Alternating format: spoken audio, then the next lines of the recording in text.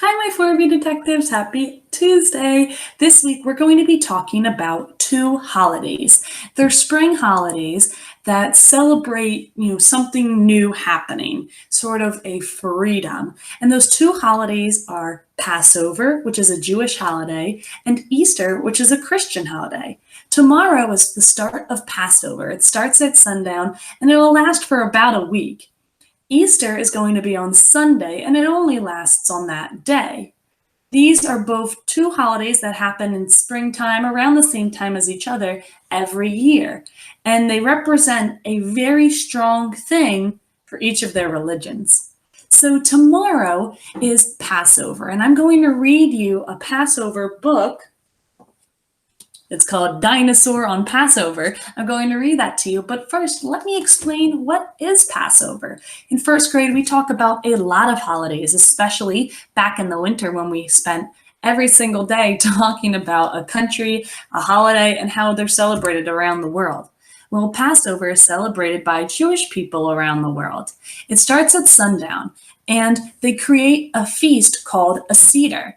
The Seder is a very special feast where they only have certain types of food that aren't exactly cooked super crazily. The whole point of this is to fast with no water, no grains, which is something that we learned about in our food lesson yesterday. But once Passover's over, they're able to eat these again. And it's showing the fasting or, the struggle of their people back in the day. Long ago in Egypt, there was a mean man called the Pharaoh. The Pharaoh was like the king in Egypt, and he had all the Jewish people as his slaves. He treated them horribly. They couldn't do what they want, say what they want, eat what they want, and they begged him for freedom, but he said no. There was this one baby boy, though, that survived through this slavery named Moses. And Moses stood up to them by becoming the leader for the Jewish people and praying to his God. His God had many bad things happen to punish the Pharaoh and hopefully set the Jewish people free. The people begged and begged, those of them who weren't Jewish, for the Pharaoh to eventually let the Jewish people free after many bad things happened.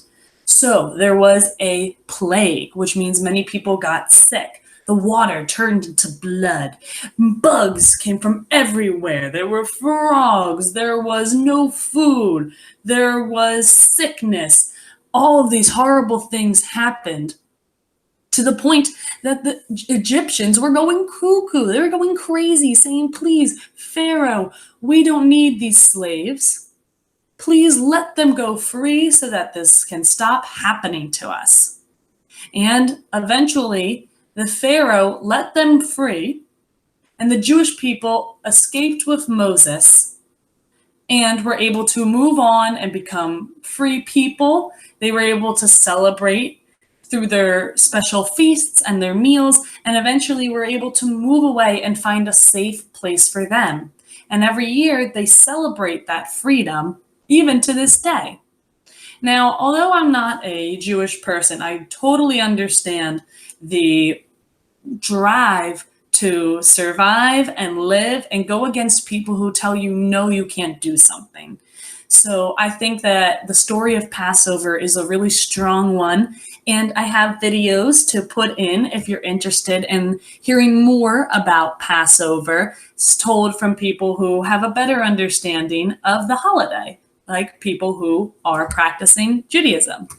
So I'm going to get started by reading my story to you. I hope if you have any stories on Passover or want to learn more about Passover, like I said, I have videos, but YouTube also has a lot more videos.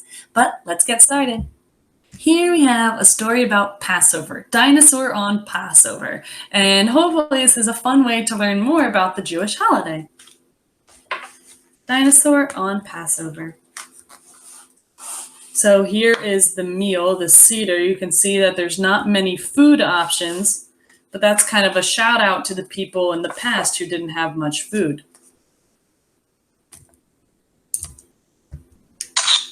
Oh.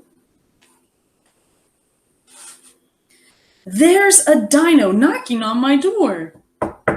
because Passover is near. He wants to sweep the Shemitz out. He's in the way, I fear.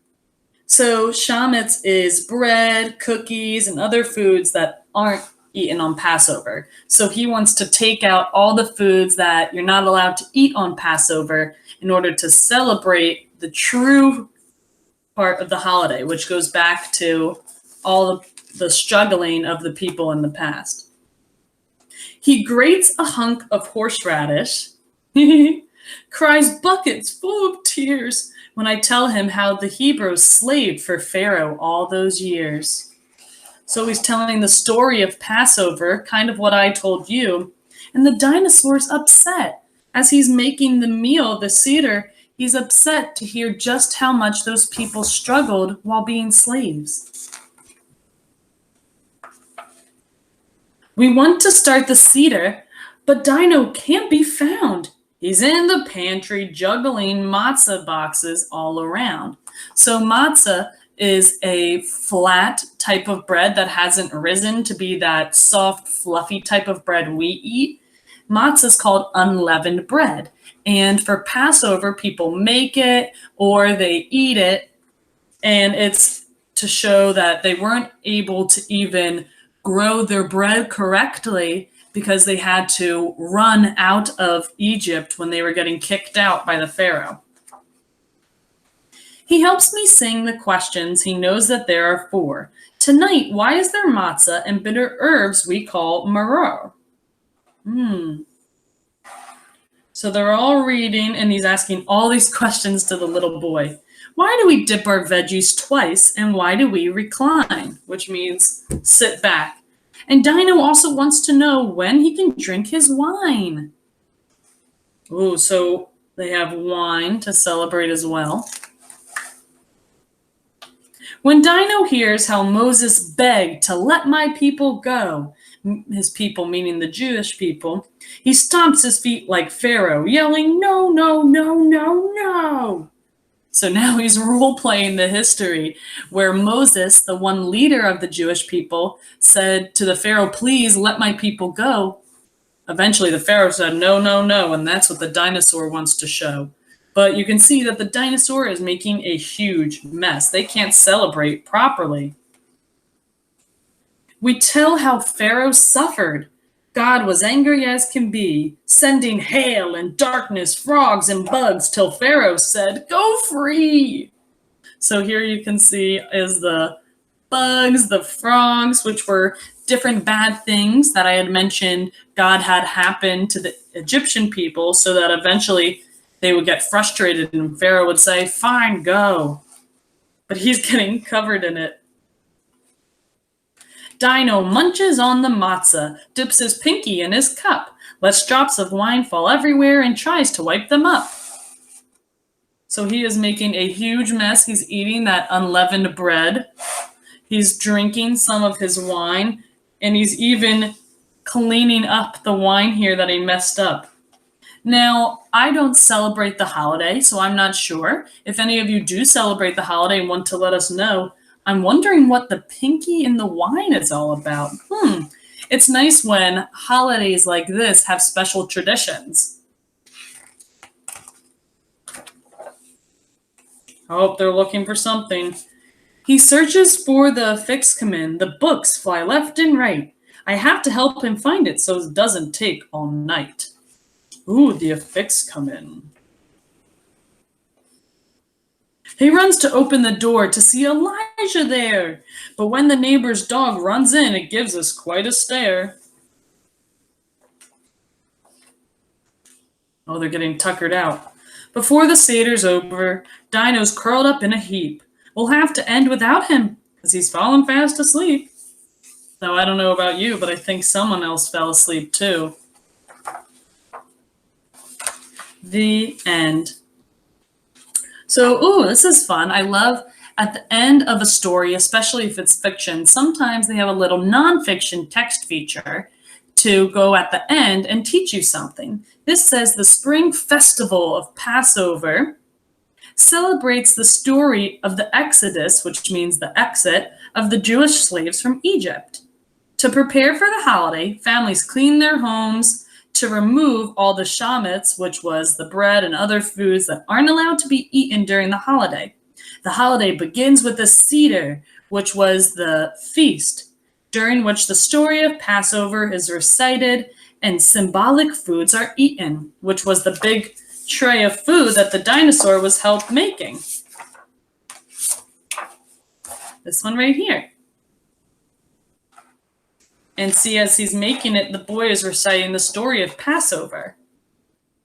So they include matzah, which is the bread that recalls the haste with which the Jews left Egypt, and marrow, a bitter herb that symbolizes the bitterness of slavery. And it's said that they eat every Seder, every year they have this Seder to bring the blessing of peace. So even though the Jewish people suffered under the Pharaoh, they still celebrate that one moment where they were able to escape that slavery and become their own people.